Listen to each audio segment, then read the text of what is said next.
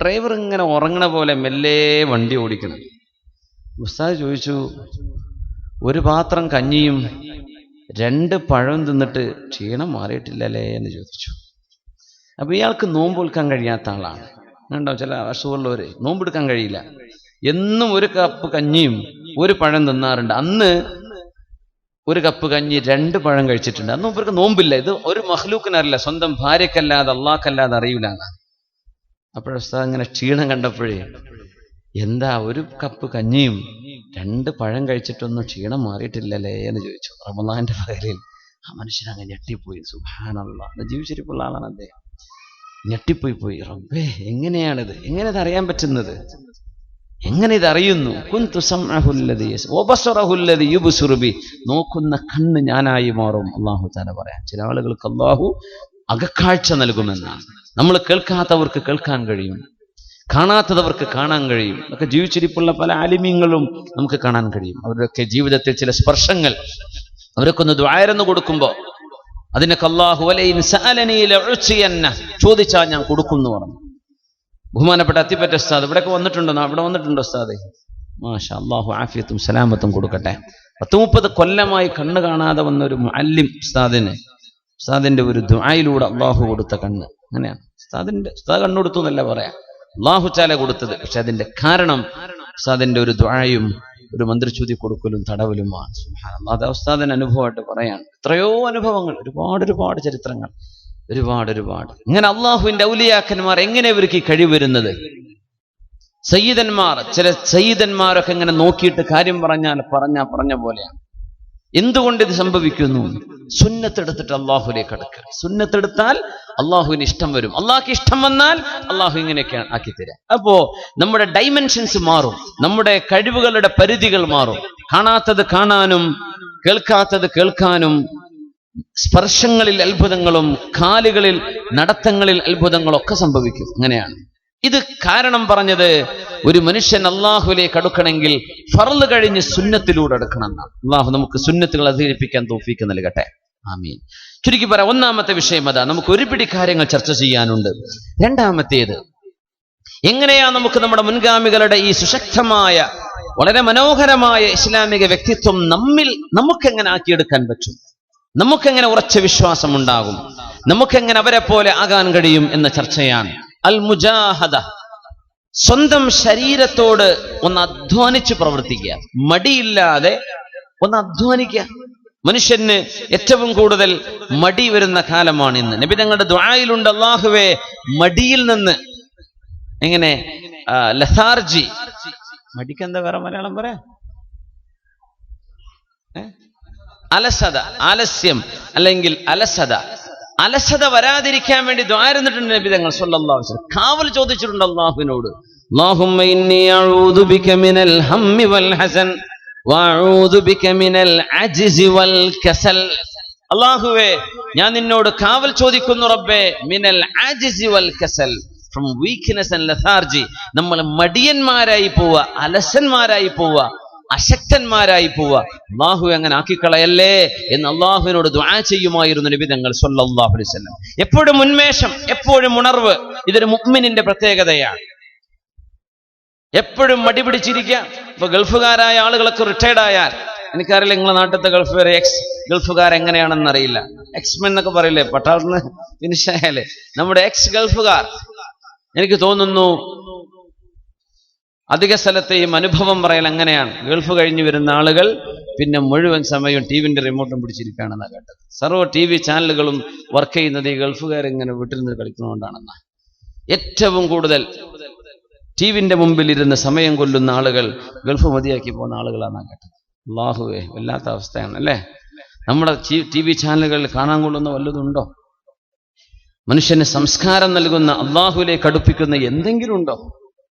അല്ലാഹു അലം. മടിയന്മാരായിട്ട് മാറാണ്.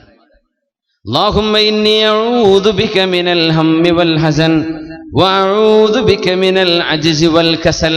പടച്ചവനെ, സങ്കടം വരുന്നതിൽ നിന്നും ദുഃഖഭാരം വരുന്നതിൽ നിന്നും നിന്നോട് കാവൽ ചോദിക്കുന്നു റബ്ബേ, നിന്നോട് കാവൽ ചോദിക്കുന്നു റബ്ബേ.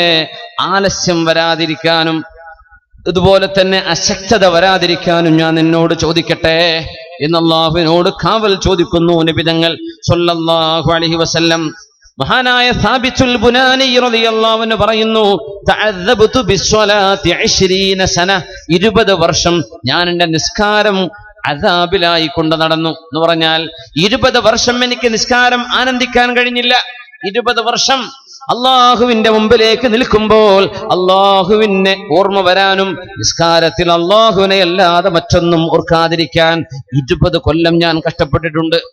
നമ്മൾ പറയും അള്ളാഹിനെ ഓർമ്മ വരുന്നില്ല, നിസ്കാരത്തിൽ ഓരോ ചിന്ത വരികയാണ്, ഇപ്പൊ അങ്ങനെയൊക്കെയല്ലേ കഴിയുള്ളൂ എന്ന് പറഞ്ഞങ്ങ് ഉരുട്ടി വിടും. അങ്ങനെയല്ല, എന്നെ കൊണ്ടാവും. അത് എന്തുകൊണ്ട് നമുക്ക് ആവുന്നില്ല? 5 മിനിറ്റ് 10 മിനിറ്റ് ഒക്കെ അല്ലേ ഉള്ളൂ. നിസ്കാരം ഒരല്പം നീണ്ടുപോയാൽ നമ്മൾ ഇമാമിനെ പിരിച്ചുവിടുകയും ചെയ്യും, അല്ലേ? അങ്ങനെ വളരെ സ്ഥാനമാരുണ്ട് അവിടെ പോയ ഇമാമ. അങ്ങാടികളിലെ ഇമാമന്മാർ, ടൗണിലെ ഇമാമന്മാർ എന്ത് ചെയ്യണം? നിസ്കാരം ചുരുക്കണം എന്നാണ്. കാരണം ടൗണിൽ ബസ്സിന് വെയിറ്റ് ചെയ്യുന്നവരുണ്ടാവും, ട്രെയിനിന് വെയിറ്റ് ചെയ്യുന്നവരുണ്ടാവും, തിരക്കുള്ളവരൊക്കെ ഉണ്ടാവും. ഒരു നാട്ടിൽ മഹല്ലാണ്, ഒരല്പമൊക്കെ നീട്ടുന്നത് എന്തില്ല, വിരോധമൊന്നുമില്ല. അത്രയും ട്രെയിനിന് കാത്തിക്കുന്നവരൊന്നും നാട്ടിൽ മഹല്ലിൽ ഉണ്ടാവില്ലല്ലോ, അതൊക്കെ പയ്യന്നൂർക്ക് എത്തിയിട്ടുണ്ടാവില്ലേ. ഒരല്പം നീണ്ടാലും എന്തില്ല, ബുദ്ധിമുട്ടില്ല, സന്തോഷം ഉണ്ടാവുള്ളൂ. എന്നാലും അതിനെ പറ്റിയൊക്കെ വലിയ പരാതി വരും. എന്തെങ്കിലുമൊക്കെ കുഴപ്പം ആർക്കും ഇല്ലാത്തതുണ്ടാവില്ലല്ലോ. ഉസ്താദിന്റെ കുഴപ്പം എന്തായിരിക്കും? കുറെ ദ്വാരക്കും അല്ലെങ്കിൽ കുറെ നിസ്കരിക്കും, നിസ്കാരം കുറച്ച് നീളം കൂടുതലാന്നാ പറയാ. ധാരായി നിൽക്കണത് നിസ്കാരം വേണ്ടാന്ന് ഉദ്ദേശിച്ച് നിൽക്കുന്നതാണ്. എന്നാ പിന്നെ വേറെ ഏതെങ്കിലും പള്ളി പോയാൽ പോരെ. സ്വന്തം മഹല്ലുകളിൽ പോലും, ടൗണിലെ കഥയല്ലേ ഞാൻ പറഞ്ഞത്. പിന്നെ ബാക്കിൽ പ്രായമുള്ളവരുണ്ടെങ്കിൽ അല്ലെങ്കിൽ അസുഖമുള്ളവരുണ്ട്, ബുദ്ധിമുട്ടുള്ളവരുണ്ടെന്ന് ബോധ്യപ്പെട്ടാലും ഇമാം എന്ത് ചെയ്യണം? നിസ്കാരം ചുരുക്കണം എന്നാണ്. ഇത് വേറെ വിഷയം. നിൽക്കാൻ പറ്റാത്തവരുണ്ട്, സുജൂദ് കടന്ന് കുറെ നേരം കിടക്കാൻ പറ്റാത്തവരുണ്ട്, റുക്കൂഴ് ചെയ്യാൻ പറ്റാത്തവരുണ്ട്. എന്ത് ചെയ്യണം? വളരെ പെട്ടെന്ന് നിസ്കാരം ചുരുക്കിയിട്ട് ചെയ്യണം. അതൊന്നും അവന് കുഴപ്പമൊന്നുമില്ല. വെറുതെ പറയാണ്, നേരല്ല എന്ന് പറഞ്ഞ് പള്ളി നിസ്കാരം കഴിഞ്ഞ് പുറത്തിറങ്ങി ഓടുകയാണ്. ഓടിച്ചെന്നിട്ട് എന്താ പണി? ഒന്നുമില്ല, വെറുതെ സൊറ പറഞ്ഞിരിക്കാൻ. എന്നാ പിന്നെ അത് നിസ്കാരത്തിൽ ചെലവഴിച്ചൂടെ ആ സമയം? അപ്പോ മഹാനായ സാബിത്തുൽ ബുനാനി റളിയല്ലാഹു അൻഹു പറയുന്നു, തഅദ്ദബതു ബിസ്സലാത്തി 20 സന, 20 വർഷം ഞാൻ എൻ്റെ നിസ്കാരം ശരിയാക്കിയെടുക്കാൻ പരിശ്രമിച്ചിട്ടുണ്ട്. നമ്മൾ അങ്ങനെ പരിശ്രമിച്ചോ എന്നാണ് ചോദ്യം. ثم تنعمت بها 20 سنة أخرى, അതിന്റെ ശേഷം വന്ന 20 കൊല്ലം ആ നിസ്കാരം കൊണ്ട് ഞാൻ ആനന്ദിക്കുകയായിരുന്നു. വല്ലാഹി ഇന്നി ലഅദ്ഖുലു ഫിസ്സലാ ഫഅഹ്മിലു ഹമ്മ ഖുറൂജി മിൻഹാ.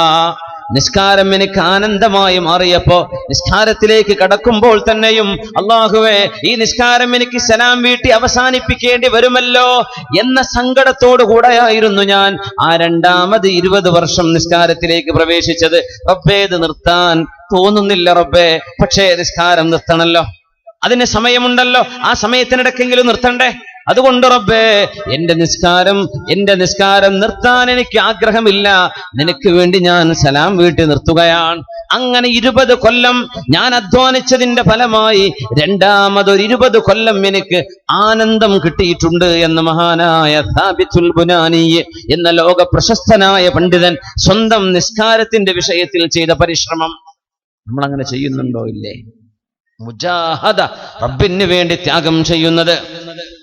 ഇമാമുന അഹ്മദ് ഇബ്നു ഹംബൽ തങ്ങൾ തന്നെ ഉദ്ധരിക്കട്ടെ, അഹ്മദ് തങ്ങളോട് ബഹുമാനപ്പെട്ടവർ നിരന്തരമായ അക്ഷീണമായ പ്രവർത്തനം കണ്ടപ്പോ ശിഷ്യഗണങ്ങൾ ചോദിച്ചു, മത്തറാഹ, ഒന്ന് വിശ്രമിക്കണ്ടേ, റെസ്റ്റ് എടുക്കണ്ടേ, ഇങ്ങനെ നിരന്തരം ഓടാണോ? എനിക്ക് പാണക്കാട് സയ്യിദന്മാരെ കണ്ട വളരെ വിഷമം തോന്നാറുണ്ട് ചില ഘട്ടങ്ങളിലൊക്കെ. റഷീദ് അലി ശിഹാബ് തങ്ങളൊക്കെ ഒരു ദിവസം 18-20 പ്രോഗ്രാമൊക്കെ അറ്റൻഡ് ചെയ്യേണ്ടി വരും. അതിനിടക്കാരോ നമ്മളെ വരിക്കുന്ന കാര്യക്കൂടെ അടുത്ത് തന്നെ, അത് തന്നെ വീട് ഒക്കെ ഷെഡ്യൂൾ ചെയ്ത പ്രോഗ്രാമിന്റെ ഇടയിൽ അവിടെ ഒരു രോഗിയെ കാണേണ്ടി വരും, ഇപ്പുറത്തൊരു വീട് ഉദ്ഘാടനം ഉണ്ടാവും, അപ്പുറത്ത് ഒരു കല്യാണത്തിൽ കയറേണ്ടി വരും. ഇതൊന്നും കണക്കിലില്ലാത്തത് 20ഓളം ഊണും ഉറക്കില്ലാതെ രാവും പകലില്ലാതെ പാതിരാക്ക് അവര് പാണക്കാട് വീട്ടിലേക്ക് എത്തുമ്പോഴേക്കും പുലർച്ചെ 3 മണി 4 മണി, രാവിലെ 7 മണിക്ക് അടുത്ത പ്രോഗ്രാം ആരംഭിക്കാനായി. അവർക്കും കുട്ടികളും മക്കളൊക്കെ ഇല്ലേ, വീടും ഒരു കുടുംബജീവിതമൊക്കെ വേണ്ടേ.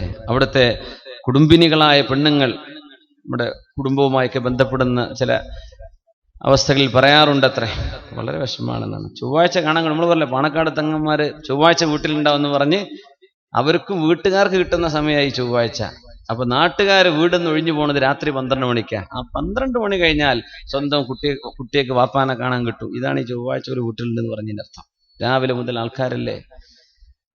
അപ്പോ മഹാനായ സയ്യിദ് മർഹൂം മുഹമ്മദ് അലി ശിഹാബ് തങ്ങളൊക്കെ എത്ര വലിയ ത്യാഗം ചെയ്തു. നമ്മുടെ നാടുകളിലൊക്കെ നമ്മുടെ ഈ പയ്യന്നൂർ മേഖല, കാഞ്ഞങ്ങാട്, കാസർഗോഡ്, കണ്ണൂരൊക്കെ നിരന്തരം യാത്ര ചെയ്ത് വരാറില്ലേ. നമ്മളൊരു ദിവസം യാത്ര ചെയ്ത് നോക്കി എന്താ യാത്രയുടെ ക്ഷീണം എന്നൊക്കെ. അപ്പോ എപ്പോഴാണ് വിശ്രമം എന്ന് ചോദിച്ചാൽ വിശ്രമം ഖബറിൽ പോയി കിടക്കുമ്പോഴാവാം എന്നാണ് ഇതിനൊക്കെ മറുപടി. വിശ്രമമില്ല. സത്യത്തിൽ ഈ ലോകത്ത് അധ്വാനിക്കുന്നവർക്ക് വിശ്രമമില്ല. വിശ്രമം വരച്ചു തന്നിട്ട് അള്ളാഹു എവിടെയെങ്കിലും വിശ്രമിക്കാൻ നമുക്ക് തൗഫീക്ക് തരട്ടെ.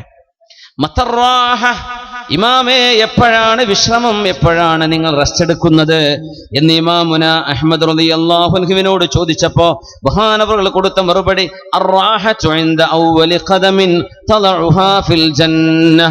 സ്വർഗ്ഗത്തിലേക്ക് നിങ്ങൾ ആദ്യത്തെ കാലെടുത്ത് വെച്ച് കഴിഞ്ഞാൽ, ഒരു കാല് സ്വർഗ്ഗത്തിനകത്തേക്ക് കടന്നാലാണ് നമുക്ക് ആശ്വാസമാകുന്നത്. അതുവരെ നമുക്ക് റെസ്റ്റ് ഇല്ല എന്ന് പറഞ്ഞ അഹ്മദ് ഇബ്നു ഹംബൽ റളിയല്ലാഹു അൻഹു, ആദ്യത്തെ കാല് സ്വർഗത്തിലേക്ക് കടക്കുന്നവരെ റെസ്റ്റ് തോന്നുന്നില്ല, റെസ്റ്റ് എടുക്കാൻ വയ്യ.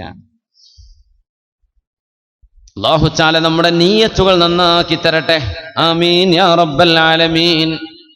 നമ്മൾ അധ്വാനിക്കുകയും നമ്മുടെ കർമ്മങ്ങൾ നന്നാക്കിയെടുക്കുകയും കർമ്മങ്ങൾ ചെയ്യുന്നത് അള്ളാഹുവിന് വേണ്ടിയാണെന്ന് ഉറപ്പുവരുത്തുകയും ചെയ്യുക. അപ്പോഴാണ് മുൻഗാമികൾ ചെയ്ത ത്യാഗം നമുക്കും ചെയ്യാൻ കഴിയുന്നത്. നിയ്യത്ത് നന്നാക്കുക. അത് വാഴ്ന്നു പറയുന്ന ഉസ്താദ്, ആ ഉസ്താദിന്റെ നിയ്യത്ത് നന്നാക്കണം. മുദരിസ് ഉസ്താദിന്റെ നിയ്യത്ത് നന്നാക്കണം.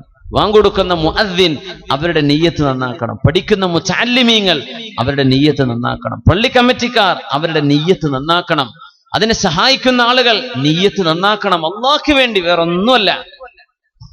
പിന്നെ മഈശത്തും മറ്റു കാര്യങ്ങളും അലല്ലാഹ്, അള്ളാഹു തീരുമാനിച്ച പോലെ.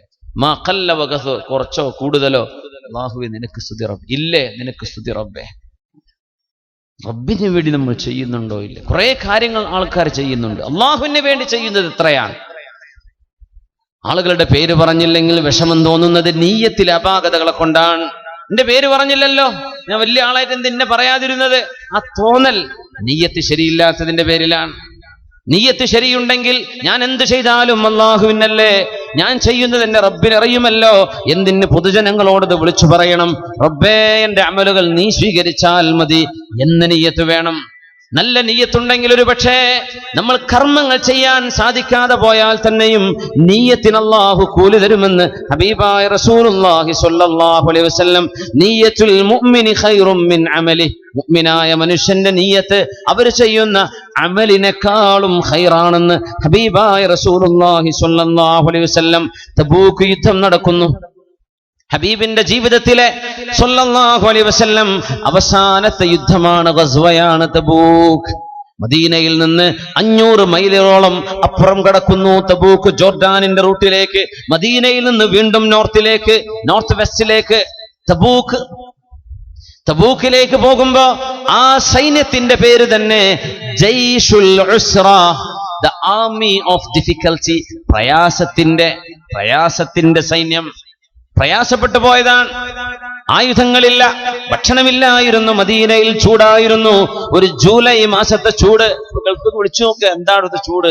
രാത്രിയൊന്നും പുറത്തിറങ്ങാൻ പറ്റാത്ത ചൂടാ. ഹ്യൂമിഡിറ്റി കൊണ്ട് വിങ്ങുകയാണ്, വേവുകയാണ് മനുഷ്യന്മാർ. അത്രയും കടുത്ത ചൂട്. ആ ചൂടിലാ തബൂക്ക് യുദ്ധം ഉണ്ടായത്. നോക്കണം. ഹബീബായ നബിതങ്ങളും സ്വഹാബികളും പോയപ്പോഴാണ് വെള്ളം കിട്ടാതെ വന്നു.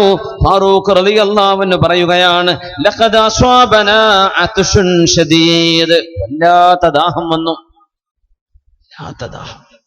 ഹത്താ ളനന്നാ അന്ന റിഖാബനാ സതതഖത്തഉ മിൻ ശിദ്ദത്തിൽ അത്ഷ്, ദാഹത്തിന്റെ ആധിക്യം കാരണം ഞങ്ങളുടെ കഴുത്തുകൾ പോലും മുറിഞ്ഞു പോകുമോ എന്ന് പേടിച്ചു.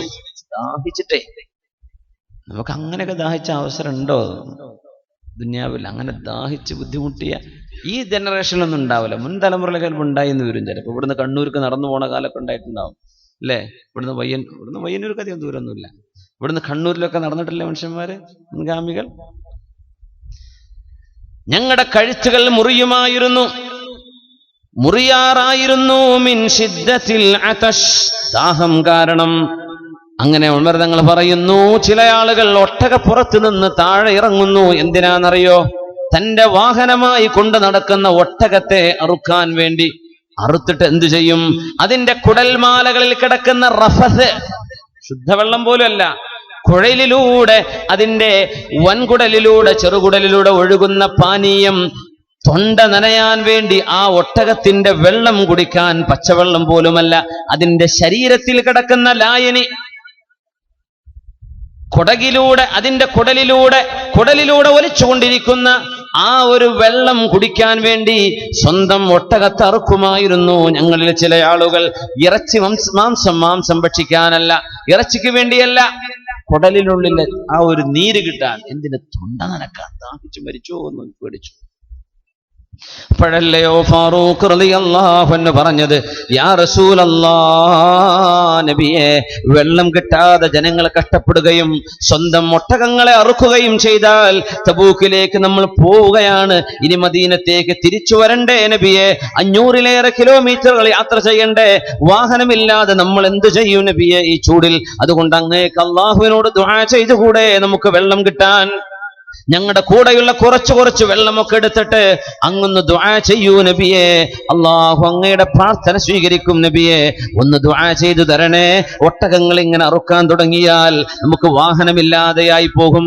അപ്പോഴാ നബി തങ്ങൾ എല്ലാവരോടും വെള്ളം കൊണ്ടുവരാൻ വേണ്ടി പറഞ്ഞത്. ഉള്ളപ്പം വളരെ സ്വല്പം വെള്ളം, ഓരോരുത്തരും കരുതി വെച്ച കുറച്ച് വെള്ളം അതാ പാത്രത്തിലേക്കാക്കുകയും ഹബീബായ നബി തങ്ങൾ പരിശുദ്ധമായ വിരല് ആ വെള്ളത്തിലേക്ക് വെച്ചു കൊടുക്കുകയും ചെയ്യുന്നു. അപ്പോഴല്ലയോ വെള്ളം മണപൊട്ടി ഒഴുകിയത് ഹബീബിന്റെ വിരലുകളിൽ നിന്ന്. വെള്ളം മണപൊട്ടി ഒഴുകി, മുഅ്ജിസ് സംഭവിച്ചു. നമ്മൾ അതാണ് ജുമുഅ നിസ്കാരം നടക്കുമ്പോ ജുമുഅയുടെ ഖുതുബകളിൽ പറയാറുണ്ട്. നബാത്തി ഖുതുബൊക്കെ ഓതുമ്പോ ഒരുപക്ഷെ നിങ്ങൾക്ക് ഓർമ്മ വരും, അല്ലാഹുമ്മ സ്വല്ലി അലാ സയ്യിദിനാ മുഹമ്മദ് അല്ലദീ സബ്ബഹ ഫീ യദിഹിൽ ഹസ്വാ വനബഅ മിൻ ബൈനി അസ്വാബിഹിൽ മാ. അങ്ങനെ പറയില്ലേ? എന്താ അതിന്റെ അർത്ഥം? ഹബീബായ നബിയുടെ മേൽ സ്വലാത്ത് ചൊല്ലേണമേ അല്ലാഹുവേ. അല്ലദീ സബ്ബഹ ഫീ യദിഹിൽ ഹസ്വാ, ഹബീബായ നബി തങ്ങൾ ചരൽക്കല്ല് കയ്യിലെടുത്തപ്പോൾ ആ ചരൽക്കല്ലുകൾ തസ്ബീഹ് ചൊല്ലിയിട്ടുണ്ടല്ലോ, അതൊരു മുഅ്ജിസത്തായിരുന്നു. വനബഅ മിൻ ബൈനി അസ്വാബിഹിൽ മാ, ഹബീബിന്റെ വിരലിൽ നിന്ന് വെള്ളം മണപൊട്ടി ഒഴുകിയിട്ടുണ്ടല്ലോ. ആ നബിയുടെ മേൽ സ്വലാത്തു ചൊല്ലല്ലാഹ്. നബിയുടെ മുഅ്ജിസത്താണ് പറയുന്നത്. ആ മുഅ്ജിസത്ത് നടന്നത് ഒന്ന് തബൂക്ക് യുദ്ധം നടന്നപ്പോഴാണ്. അങ്ങനെയാണ് ഒട്ടകത്തെ അറുക്കാതെ രക്ഷപ്പെട്ടത്. വിധങ്ങൾ പറഞ്ഞു, വെള്ളങ്ങ് കൂടി, വിരലിൽ നിന്ന് വെള്ളം ഇങ്ങനെ വരുന്നത് ഞാൻ എന്റെ കണ്ണുകൊണ്ട് കണ്ടു എന്ന് മഹാനായ അനസ് ഇബ്നു മാലിക് റളിയല്ലാഹു അൻഹു. വെള്ളം ഇങ്ങനെ വരുന്നു, എല്ലാവരും പാത്രങ്ങൾ നിറച്ചു, കുടിക്കേണ്ടവർ കുടിച്ചു, കുളിക്കേണ്ടവർ കുളിച്ചു, വളരെ റാഹത്തായി. പിന്നെ വെള്ളത്തിന് ദാഹമുണ്ടായില്ല. അത്രയും കഷ്ടപ്പാടിന്റെ സമയത്താണ് ആ മുഅ്ജിസത്തുണ്ടായത്. ഫാറൂഖ് റളിയല്ലാഹു അൻഹു പറയുകയാണ്, ഞങ്ങൾ ആ യുദ്ധം കഴിഞ്ഞ് വിജയശ്രീലാളിതരായി ഞങ്ങൾ മദീനയിലേക്ക് തിരിച്ചു വരുമ്പോ അല്ലാഹുവിന്റെ റസൂൽ ഞങ്ങളോടൊരു കാര്യം പറഞ്ഞു. അവിടെയാണ് നമ്മുടെ വിഷയം. ഇന്ന ബിൽ മദീനതി അഖ്വാമൻ മാ സിർതും മസീറാ ولا قطعتم واديا ولا وطئتم موطئا يغيظ الكفار إلا كانوا معكم حسبسهم العذر. മദീനയിൽ ചില ആളുകളുണ്ട് മറേ, മദീനയിൽ ചില മുഅ്മിനീങ്ങളുണ്ട്, മുഅ്മിനീങ്ങളെ സ്വഹാബികളെ, മദീനയിൽ ചില ആളുകളുണ്ട്. നിങ്ങൾ നടന്നതെല്ലാം നിങ്ങളോടൊപ്പം അവർ നടന്നിട്ടുണ്ട്, നിങ്ങൾ കഷ്ടപ്പെട്ടതെല്ലാം നിങ്ങളോടൊപ്പം അവർ കഷ്ടപ്പെട്ടിട്ടുണ്ട്. നിങ്ങൾ ഈ ശത്രുക്കളോട് പടപൊരുതിയപ്പോഴെല്ലാം അവർ നിങ്ങളോടൊപ്പമുണ്ട്. അവർ മദീനയിലാണ്. നബിയെ, മദീനയിലായിരിക്കെ ഞങ്ങളോടൊപ്പമുണ്ടെന്നോ? അതെ, ഹബസഹുമുൽ ഉദ്റു, അവർക്ക് വരാൻ പറ്റാത്ത ഒരു കാരണമുണ്ടായത് കൊണ്ടാണ്. അല്ലെങ്കിൽ അവർ നിങ്ങളോടൊപ്പം ഉണ്ടായേനെ. മനസ്സുകൊണ്ട് നിങ്ങളോടൊപ്പമുണ്ടവര്, നീയത്തുകൾ കൊണ്ട് നിങ്ങളോടൊപ്പമുണ്ട്. അതുകൊണ്ട് നിങ്ങൾ ചെയ്ത ത്യാഗത്തിന്റെ കൂലി മദീനയിലിരിക്കുന്ന ആളുകൾക്ക് അല്ലാഹു നൽകുമെന്ന് മഹാനായ റസൂലുള്ളാഹി സ്വല്ലല്ലാഹു അലൈഹി വസല്ലം സൂറത്തു തൗബയിലല്ലേ പറയുന്നത്. അല്ലാഹുവിന്റെ റസൂലിനോട് അവർ വന്നുകൊണ്ട് പറയും, നബിയേ, ഞങ്ങൾ വരുന്നുണ്ട് തബൂക്കിലേക്ക്, വാഹനമുണ്ടോ നബിയേ? ഇങ്ങനെ നോക്കും, വാഹനം തീർന്നല്ലോ. ആയുധങ്ങളുണ്ടോ? അതുമില്ല. ഞാൻ എങ്ങനെയാ കൊണ്ടുപോവുക?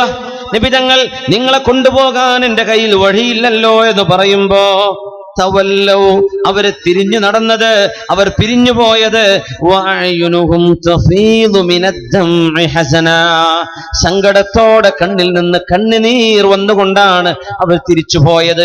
യുദ്ധത്തിന് ഹബീബിന്റെ കൂടെ യാത്ര ചെയ്യാൻ, തബൂക്കിലേക്ക് വരാൻ ഞങ്ങൾക്ക് അവസരമില്ലാതെ പോയല്ലോ എന്ന് സങ്കടപ്പെട്ട് കരഞ്ഞുകൊണ്ടുപോയ ആളുകളുണ്ട്.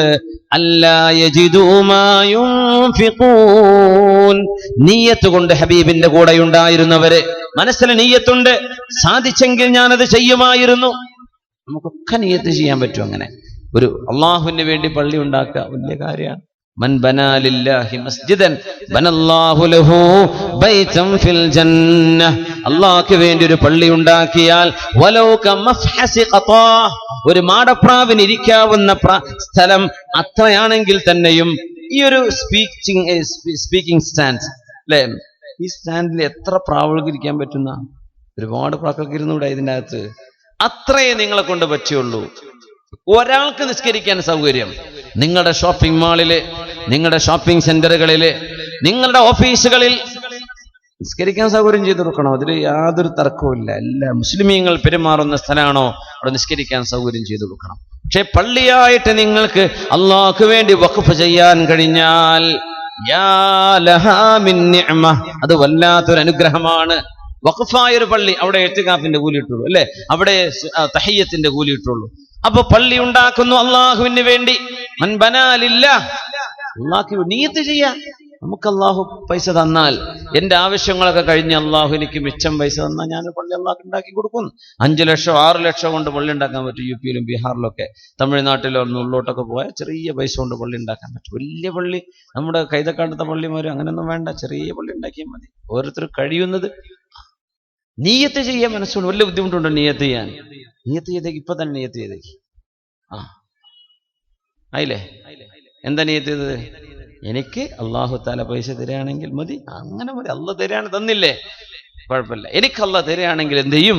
ഞാൻ അള്ളാഹ്ക്ക് വേണ്ടി ഒരു പള്ളി ഉണ്ടായി കൊടുക്കും. എന്ന് പള്ളി ഉള്ളിടത്ത് പള്ളിന്റെ മുമ്പ് തന്നെ പള്ളി, അതല്ല ബാങ്കിന്റെ മുമ്പ് തന്നെ ബാങ്ക്, ജുമാന്റെ മുമ്പ് തന്നെ ജുമാ, മദ്രസന്റെ മുമ്പ് തന്നെ മദ്രസ. അങ്ങനെ ഒരു കുഴപ്പം നടക്കുന്നുണ്ട് എല്ലാ മഹല്ലും. അതല്ല, അത് കുറ്റം കിട്ടും അള്ളാഹിന്. അത് മുസ്ലിമീങ്ങളെ ഭിന്നിപ്പിക്കലാണ്. അത് വേണ്ട. ഇല്ലാത്തടത്ത് കൊണ്ടുപോയി ഉണ്ടായി, ഇല്ലാത്തടത്ത് ആവശ്യമുള്ളിടത്ത് ചെയ്യാം കേട്ടോ. നിയ്യത്ത് ചെയ്തേക്കാം, അള്ളാഹു തൗഫീക്ക് തരട്ടെ. അങ്ങനെ ചെയ്തു, നമുക്ക് ചെയ്യാൻ പറ്റിയില്ല, പള്ളി ഉണ്ടാക്കിയ കൂലി അള്ളാഹു തരുന്ന നിയ്യത്ത് വലിയ വിഷയമാണ്. അള്ളാഹു തആല തൗഫീക്ക് തരട്ടെ. നിങ്ങളോടൊപ്പം തബൂക്കിലെത്താൻ കഴിയാതെ അവർക്ക് അള്ളാഹുവിന്റെ മുമ്പിലേക്ക് ചെല്ലുമ്പോൾ പറയാനൊരു കാരണമുണ്ട്, അവർക്ക് എക്സ്ക്യൂസ് ഉണ്ട്. അതുകൊണ്ടാണ് അവർക്ക് നിങ്ങൾ ചെയ്ത പ്രതിഫലമെല്ലാം അള്ളാഹു നൽകും എന്ന് ഹബീബായ റസൂലുള്ളാഹി സ്വല്ലല്ലാഹു അലൈഹി വസല്ലം. അള്ളാഹു നമുക്ക് തൗഫീക്ക് നൽകട്ടെ. ആമീൻ യാ റബ്ബൽ ആലമീൻ. ഈ ഇഖ്ലാസിന്റെ ഭാഗമാണ് ഒരു മനുഷ്യന്റെ വ്യക്തിത്വം നന്നാവുന്നത്. മനസ്സിനുള്ളിൽ കിടക്കുന്ന നിയ്യത്ത് നന്നാകുമ്പോഴാണ്, ഇഖ്ലാസ് ഉണ്ടാകുമ്പോഴാണ്. അതിനൊരു അല്പം കൂടെ പറയട്ടെ. ഇസ്തിവാഉൽ മദ്ഹി വദ്ദമ്മ്, ഒരു മനുഷ്യൻ പ്രശംസിക്കുന്നതോ ആക്ഷേപിക്കുന്നതോ നിങ്ങൾക്ക് രണ്ടും ഒരുപോലെയാണെങ്കിൽ അത് നിയ്യത്ത് നന്നായതിന്റെ അടയാളമാണ്. ഇങ്ങനെ ഒരു കാര്യം ചെയ്തു, ഒരു നല്ല കാര്യം നിങ്ങൾ ചെയ്തു, ചിലരെന്ത് ചെയ്യും? അതിനെ കളിയാക്കും. മനുഷ്യന്മാർ പല കോമഡി ആക്കുള്ള ആൾക്കാരുണ്ടാവും. ചിലരെന്ത് ചെയ്യും? അത് വളരെ പരിഹസിക്കും. ചില ആളുകൾ പ്രശംസിക്കും, നല്ലതെന്ന് പറയും. നല്ലതെന്ന് പറഞ്ഞാലും ആക്ഷേപിച്ചാലും നിങ്ങളുടെ മനസ്സിൽ ഒരുപോലെയാണെങ്കിൽ എങ്ങനെ? ഞാൻ ചെയ്തത് അള്ളാഹുവിനല്ലോ. ആൾക്കാര് കൈയടിച്ചാൽ എന്താണ്, കൂക്കി വിളിച്ചാൽ എന്താ? ഞാൻ ചെയ്തത് അള്ളാഹുവിനാണ്. അതുകൊണ്ട് പ്രശംസയും ആക്ഷേപവും ഒരുപോലെയാവണം. നിങ്ങളുടെ നിലപാട് ശരിയാണെങ്കിൽ, നിങ്ങൾ ചെയ്തത് ഹക്കാണെങ്കിൽ പിന്നെ കയ്യടിക്ക് കാത്തു നിൽക്കേണ്ട. ആക്ഷേപമുണ്ടാകുമ്പോൾ വിഷമിക്കുകയും വേണ്ട. അത് നിയ്യത്ത് നന്നായതിന്റെ അടയാളമാണ്. അല്ലാഹു തൗഫീക്ക് നൽകട്ടെ. നിസ്യാനുൽ അമലി ബഅദ അമലി, ഒരു കർമ്മം ചെയ്തു കഴിഞ്ഞാൽ പിന്നെ അതിങ്ങനെ എടുത്തു പറയണ്ട. ആ കർമ്മം അല്ലാഹു സ്വീകരിക്കാൻ വേണ്ടി പ്രാർത്ഥിക്കുക, എന്നാ വേണ്ടത്. ഏതെങ്കിലും പെൺകുട്ടിയെ കല്യാണം കഴിച്ചു കൊടുക്കാൻ സഹായിച്ചു എന്ന് വിചാരിക്കുക, അതിങ്ങനെ പറയണ്ട. ഒരു കല്യാണത്തിന് പോകുമ്പോൾ പിന്നെ ഞാൻ മറ്റവന്റെ കല്യാണത്തിന് 10 പവൻ കൊടുത്തിട്ടുണ്ട് കേട്ടോ, ഇവിടെ 2 കൊല്ലം മുമ്പ്. ഓരോ കല്യാണത്തിൽ ചെല്ലുമ്പോഴും 30 കല്യാണത്തിന് സഹായിച്ച കഥ പറയും. പറയണ്ട, കൂലി പോയി പോകും, കൂലി നഷ്ടപ്പെടും. മറന്നു കളയാ. അള്ളാഹുവിന് വേണ്ടി ചെയ്തതല്ലേ, നീ സ്വീകരിക്കണമേ റബ്ബേ എന്ന് പറയുക. പിന്നെ അൽ ഹുബ്ബു ഫില്ലാഹ്, നന്മ ചെയ്യുന്ന ആളുകളെ അള്ളാഹുവിന് വേണ്ടി സ്നേഹിക്കുക, തിന്മ ചെയ്യുന്ന ആളുകളെ, തട്ടിപ്പ് ചെയ്യുന്ന ആളുകളെ അള്ളാഹുവിന് വേണ്ടി വെറുക്കുക. ഇത് ഈമാനിന്റെ ഭാഗമാണ്. തട്ടിപ്പുകാരെ വെറുക്കുകയും നന്മ ചെയ്യുന്ന ആളുകളെ ഇഷ്ടപ്പെടുകയും ചെയ്യുന്നത്. നമ്മുടെ കർമ്മങ്ങളിൽ, നന്മകളിൽ മറച്ചു വെക്കാൻ കഴിയുന്നതെല്ലാം മറച്ചു വെക്കണം. മറച്ചു വെക്കാൻ പറ്റുന്ന മറച്ചു വെക്കുക. സുന്നത്ത് നിസ്കാരം മറച്ചു വെക്കേണ്ടതാണ്, സ്വതക്കകൾ മറച്ചു വെക്കേണ്ടതാണ്. നമ്മൾ ചെയ്യുന്ന സ്വകാര്യമായി ചെയ്യേണ്ട കാര്യങ്ങൾ പരസ്യപ്പെടുത്തല്ലേ. ഫർളുകൾ പരസ്യപ്പെടുത്താം, ഫർളായ നിസ്കാരം, റമളാൻ, സക്കാത്ത്, ഹജ്ജ് ഇതൊക്കെ ഓപ്പൺ ആയിട്ട് ചെയ്യാം. പക്ഷെ സുന്നത്തുകളെല്ലാം ആരും അറിയാതെ, കാഴ്ചക്കാർക്ക് നിങ്ങളൊന്നും ചെയ്യുന്നില്ല എന്ന് വിചാരിച്ചോട്ടാ, കുഴപ്പമില്ല. നിങ്ങളും അള്ളാഹും തമ്മിൽ സ്വകാര്യമായിട്ട് ചെയ്യുക. അതാരും കാണാൻ അവസരമുണ്ടാക്കി കൊടുക്കരുത്. മുൻ ആലിമീങ്ങളൊക്കെ ഖുർആൻ ഓതുമ്പോ ആരെങ്കിലും വരികയാണെങ്കിൽ ഖുർആൻ പൂട്ടി വെക്കുന്ന, വരുന്ന വരവ് കണ്ടാൽ തന്നെ. ചിലരങ്ങനെ ഓതും, പിന്നെ എന്തേ അപ്പോഴാള് മുമ്പിൽ വന്നത് മുമ്പിൽ അറിയണത് തന്നെ. അതിന് മുമ്പ് പറഞ്ഞിട്ടുണ്ടാവും, ഞാനേ ആ ഓതിയത് പൂർത്തിയാക്കാൻ വേണ്ടി കാത്തുന്നതാണ്. അങ്ങനെയൊന്നുമല്ല. ശരിക്കും ആരെയും വരുന്നുണ്ട്, ഞാൻ ഓതൊന്നുമല്ല എന്ന് വിചാരിച്ചോട്ടെ. മതി. അങ്ങനെ ചെയ്യുന്ന ആലിമീങ്ങൾ എന്തിന്? മറച്ചു വെക്കുക. ആരും അറിയണ്ട. പാതിരാത്രി 3 മണിക്ക് 4 മണിക്കൊക്കെ എടുത്തിട്ട് വാട്സപ്പിൽ അങ്ങോട്ട് ഇങ്ങോട്ടൊക്കെ മെസ്സേജ്. ഈ എന്തോടെ വാട്സപ്പിൽ 4 മണിക്കൊക്കെ ഇരിക്കണോ? അല്ല, ഞാൻ തഹജ്ജുദിന് വേണ്ടി എഴുതിച്ചതാ. അപ്പൊ കഴിഞ്ഞു, നിന്റെ തഹജ്ജുദ് പൊളിഞ്ഞു. അതൊന്നും പറയണ്ട. എന്ത് ചെയ്യുക? സ്വകാര്യമായിട്ട് വൈഫൈ ഒക്കെ ഓഫ് ചെയ്തിട്ടിരുന്നോ, ഡാറ്റൊക്കെ ഓഫ് ചെയ്തിട്ട് ആരും അറിയണ്ട, ആരോടും പറയണ്ട. നീ നിസ്കരിച്ചിരുന്നോന്ന് ആരും ഞാൻ പറഞ്ഞില്ല എന്ന് വരും. നിന്റെ റബ്ബറിയില്ലേ, അത് മതി.